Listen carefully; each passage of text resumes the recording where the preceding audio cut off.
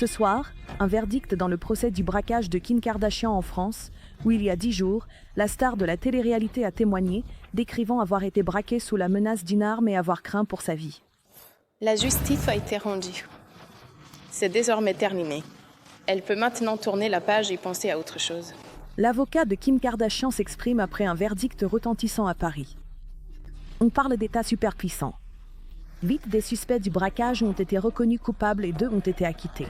Dans une déclaration, Kardashian a dit « Même si je n'oublierai jamais ce qui s'est passé, je crois au pouvoir de la croissance et de la responsabilité et je prie pour la guérison de tous.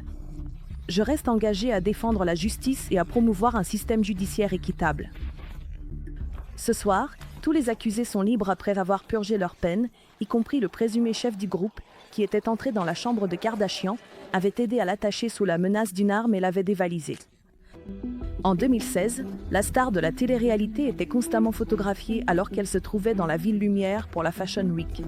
En même temps, elle montrait sur les réseaux sociaux ses bijoux coûteux et son voyage luxueux, exhibant une bague de 20 carats offerte par son mari de l'époque, Kanye West. Kardashian a publié ce Snapchat depuis son appartement de location de luxe exclusif, seulement quelques heures avant le braquage présumé.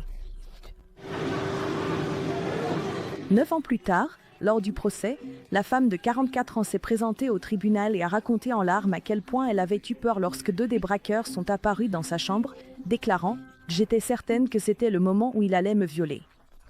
J'ai vraiment cru que j'allais mourir. »